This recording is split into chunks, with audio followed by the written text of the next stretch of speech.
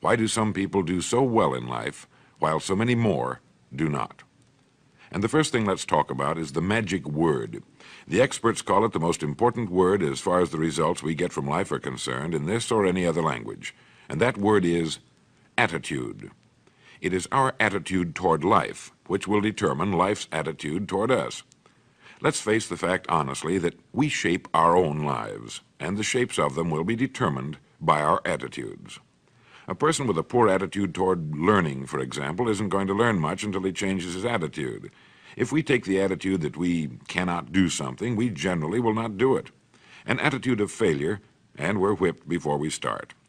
So we know then that what we receive from life, what we accomplish or fail to accomplish, is due in large measure to our overall attitude.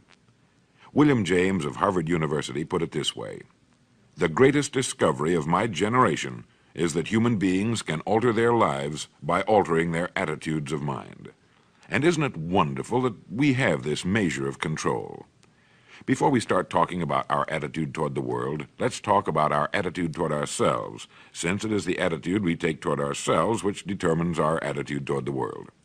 Now, right here we come to a rather strange fact. We're so familiar with ourselves, we tend to take ourselves for granted. We tend to minimize the things we can accomplish, the goals we can reach, and for some equally strange reason, believe others can accomplish things in our field which we cannot. There are literally millions of human beings living narrow, darkened, frustrated lives, living defensively, simply because they take a defensive, doubtful attitude toward themselves, and as a result, toward life in general. Many people are suspicious of and oppose change. Yet change is the one thing in life on which we can absolutely count.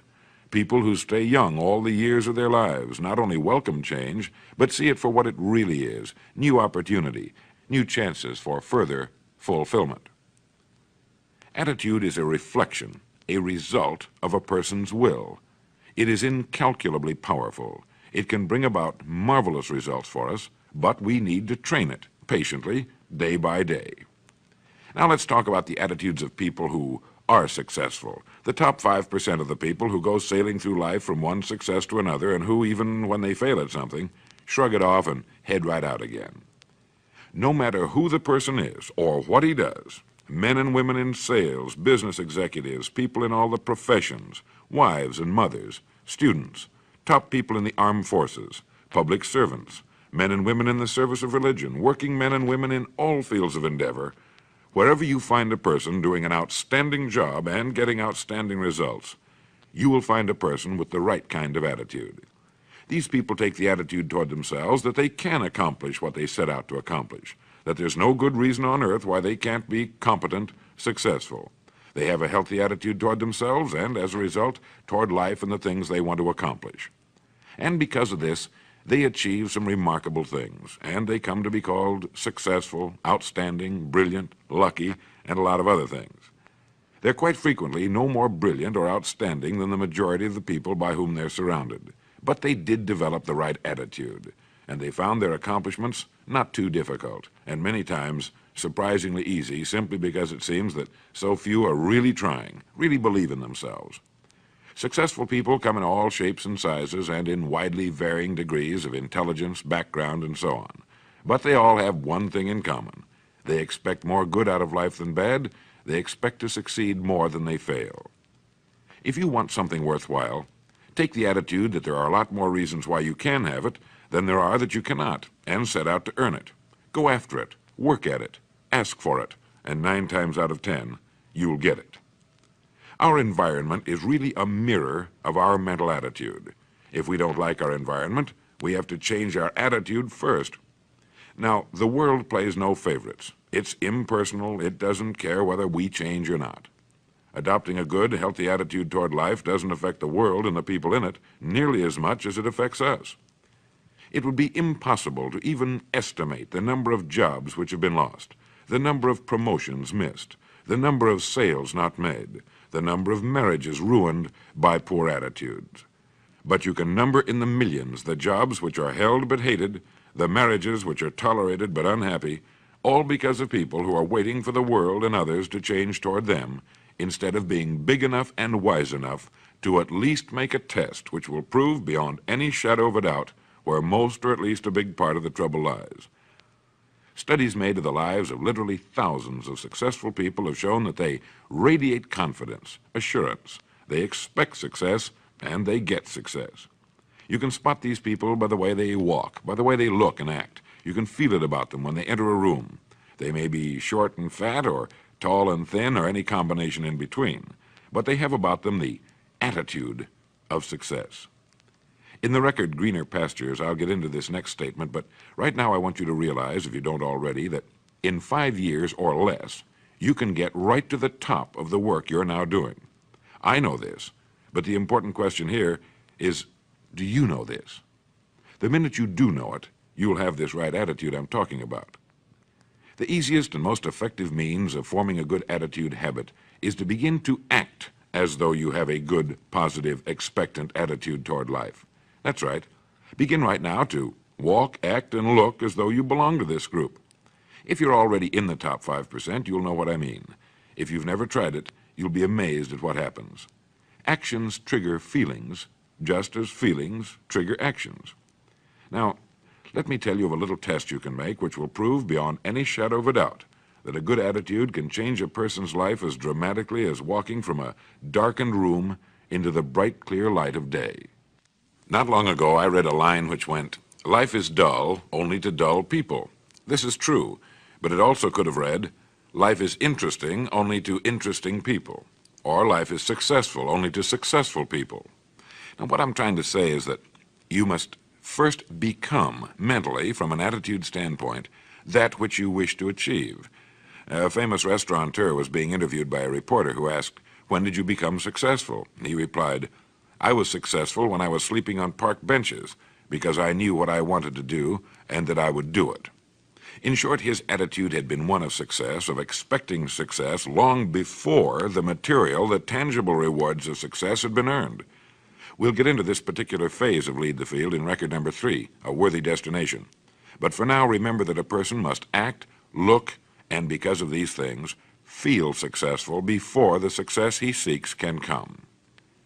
Chances are you know people who seem to be what others call lucky. All kinds of good and wonderful things seem to happen to them, and they give the impression of happily sailing through life, having a wonderful time, and getting more accomplished in a year than most people do in 5.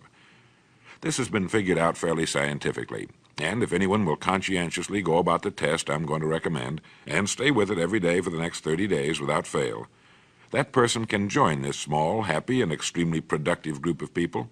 He'll find himself becoming lucky, as they say, and most of his problems will pretty well take care of themselves. Of this you can be sure. The results will be nothing short of amazing. Now, it makes no difference how good a person's attitude has been in the past. Anything can be improved upon, and it's the small refinements upon something already good that makes it great. So here's the test.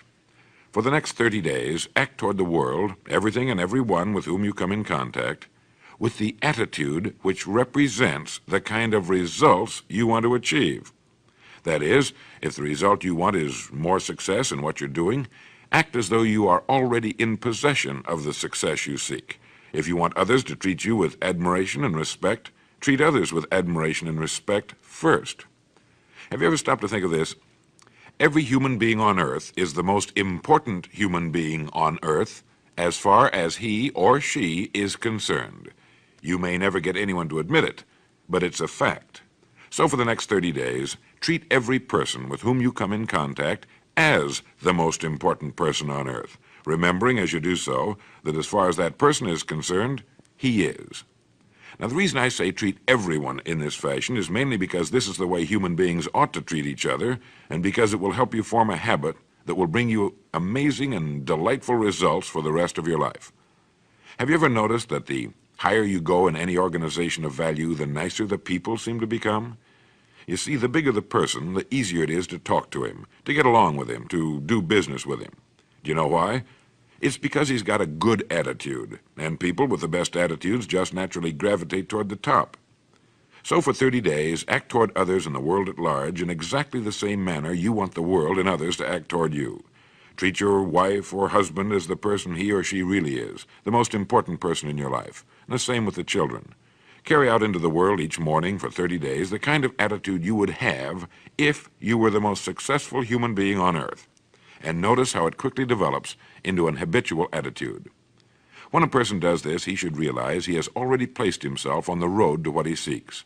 He is right now in the top 5% of the people in this or any other country. He has prepared the ground and planted the seed. He has made of himself a magnet, an embodiment of that which he seeks. Before metal can be cast into a desired shape, the mold, the expectant receptacle, must first be fashioned. Before a building can be erected, the excavation must be made and the foundation laid. And before a person can achieve the kind of life he wants, he must become that kind of individual. He must think, act, talk, walk, and conduct himself in all of his affairs as would the person he wishes to become. He is then actually that person, and the things that person would have and do will naturally come to him. Almost immediately, a change will be noticed. Irritations that used to frustrate and annoy disappear. When some less informed individual gives you a bad time, stay on the track. When someone cuts in front of you with his car or acts in any other manner that shows his ignorance and lack of courtesy, don't permit yourself to drop to his level.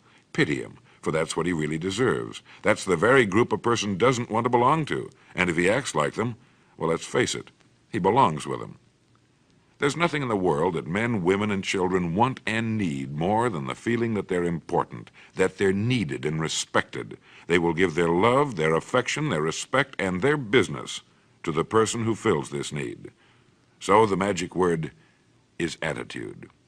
And in summing up, a few points to keep in mind. 1, it is our attitude at the beginning of a task which, more than anything else, will affect its successful outcome. 2, it is our attitude toward life which determines life's attitude toward us. 3, we are interdependent. It is impossible to succeed without others, and it is our attitude toward others which will determine their attitude toward us. 4, before a person can achieve the kind of life he wants, he must become that kind of individual. He must think, act, talk, walk, and conduct himself in all of his affairs as would the person he wishes to become. 5, the higher you go in any organization of value, the better will be the attitude you'll find. 6, your mind can hold only one thought at a time, and since there's nothing at all to be gained by being negative, be positive. 7, the deepest craving of human beings is to be needed, to feel important, to be appreciated. Give it to them, and they'll return it to you. 8, look for the best in new ideas. As someone said, I've never met a person I couldn't learn something from. 9, don't waste valuable time broadcasting personal problems. It probably won't help you. It cannot help others. 10, don't talk about your health unless it's good. 11, radiate the attitude of well-being, of confidence, of a person who knows where he's going. This will inspire those around you, and you'll find good things will begin happening to you. And 12, lastly, for the next 30 days, treat everyone with whom you come in contact as the most important person on earth. If you'll do this for 30 days, you'll do it for the rest of your life. In the next recording, I'll talk to you about greener pastures.